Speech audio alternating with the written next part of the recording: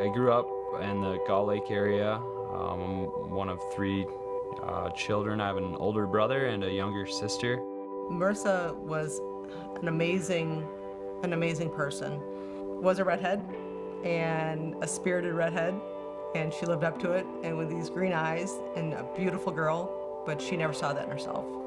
Amy was a very rambunctious, happy little girl who at a young age had an unbelievable voice and talent for the theater.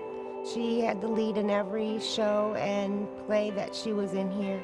I was an avid athlete and really enjoyed playing sports. I still do, soccer and basketball. Just running around, being a normal kid. So I actually had a really good childhood. She was the type of person who was always there for other people. And because she was always the helper, the savior, she didn't turn to other people for help and didn't know how to ask for help. Amy loved people. She loved helping people. But sometimes she didn't love herself so much. Around 5th grade, she came home one day and told me that she gets so angry. She feels like she's going to hurt somebody, so she needed to get some help, which at that time we knew Amy was probably having some mental issues. 20 years old, I had my wisdom teeth out, and I was actually given a prescription for Vicodin for the pain from the surgery. I remember getting those, and I was actually out of pain from the surgery. You know, probably after a day or two, my mouth felt better, and you know, here I had a huge prescription bottle full of Vicodin. Middle school became pretty troublesome for her when I started talking with doctors about looking at trying to get her on to maybe some antidepressants to see whether or not that would help her, as well as to see about getting her into therapy.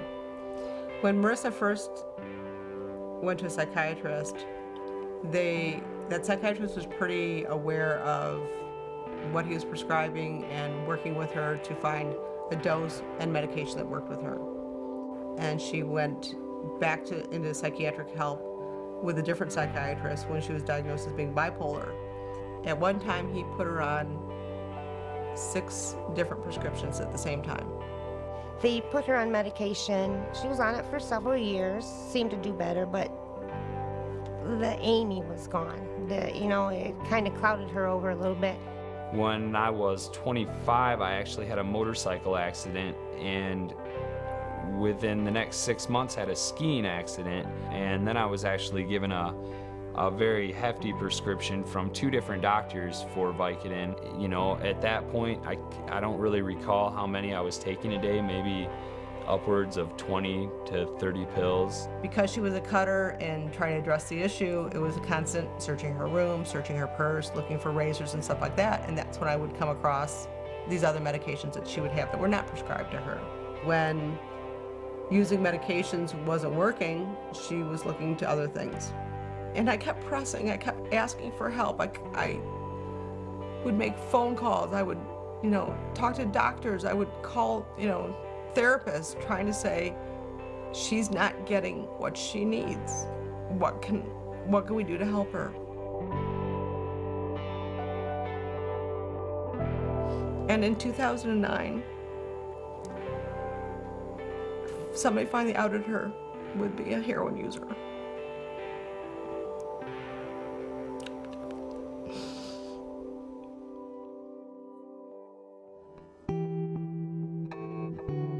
I'm an addiction psychiatrist, and I've spent my entire career teaching and treating people with addiction, teaching about addiction to medical professionals.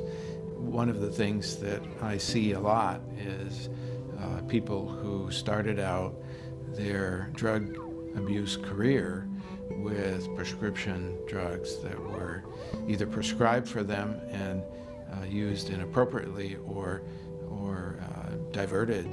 I deal a lot with sexual assault and abuse and domestic violence in the homes, as well as a follow-up on criminal investigations involving drugs. What I've been seeing a lot and experiencing a lot is prescription fraud abuse. In other words, what the patient is doing is padding the prescription Where the prescription may be written for 1 refill, we're starting to see it maybe for 10 refills. Drug addiction is a pediatric disease. It usually starts in childhood and progresses into adulthood if not adequately treated.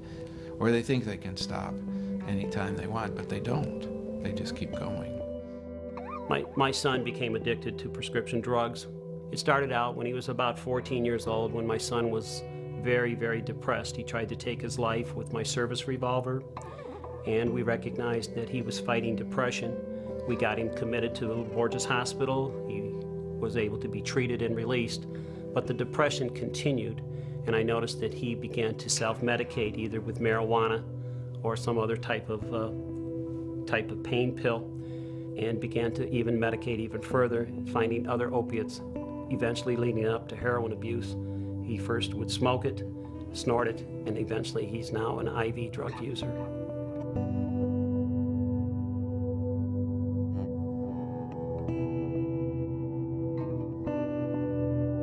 There was a time where I was probably going to at least 3 or 4 doctors to get Vicodin. At that point, any doctor that I was seeing that was prescribing me painkillers had cut me off from them. It was after about a year, and that's when I started buying the pills illegally off the street.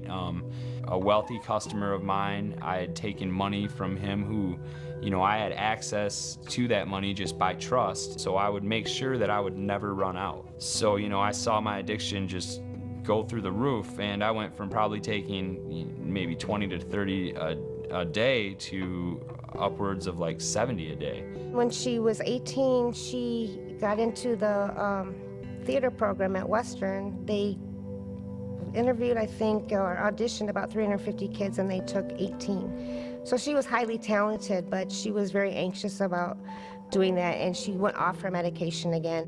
In 2011, she spent Christmas with her fiance's family. I was really excited about it, and she had to leave us a little early that day because a friend of hers called who was struggling, and she went to go be with that person to help her. And that was the last day I saw her.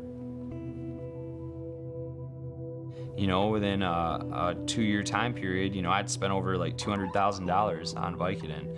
It all caught up with me just like that. I had an overdose, and my health just declined. I looked like an addict, and I lost weight, and I was a mess. And then legally everything caught up with me. I ended up getting prosecuted for the money that I had taken, and I was prosecuted federally with a bank fraud charge. And I actually ended up going to federal prison for about 2 days short of a year. On June 25th, the day that she got home from orientation, I was woken up by a friend of hers at 2 in the morning saying that Amy wasn't breathing or responding and making funny noises. And 2 days later, Amy had died of a heroin overdose.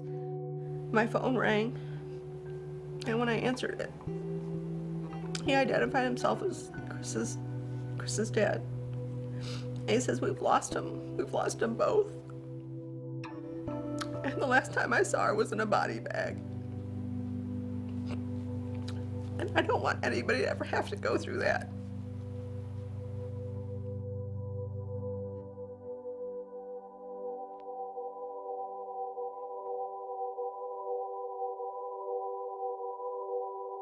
The young people probably feel safer using prescription drugs, and so they get into the notion of getting high using these safer drugs. And so the progression from the pharmaceutical drugs to other street drugs is an easy step. My son is quoted by saying the best drug dealers in America were doctors. I think the doctors clearly believed that they were trying to help him. I think the bottom line was, and I could suggest to the medical field, is that they need to develop strong patient doctor history. They need to know this patient before they go into this type of opiate treatment. I think, people on medication need to be closely monitored. It's not come back in 5 months when your prescription runs out. We physicians have a responsibility to play a part of the solution since we're part of the problem. Most physicians have the best intentions, but I think that many physicians are unaware of all of the resources that are available. And it's incumbent on physicians to learn about that so that they can refer their patients who need help. Nobody ever really stopped me and said, hey, you know, what is wrong with you? No one offered like treatment as an option or anything like that. When I was cut off, I was just cut off. I now look at addicts in a much different light than I did before. I recognize that they have a serious disease. This disease is slowly killing not only the addict, but everyone who loves them. And I think it's important also to be ready and aware of the possibility that patients have addiction and being careful to treat it as an illness, to make sure that we add it to the problem list, that we address it as an illness, rather than treating them as though they're some kind of criminal and kicking them out of our practice at the very time that they're needing help.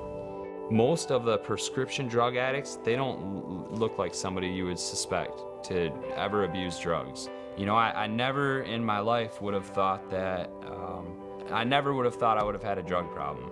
And there's doctors and lawyers and housewives, and we're normal people. I think they learn to depend on taking something to help them feel the way they want to feel. And if that prescription doesn't work, they're going to try to find something else to make them feel normal.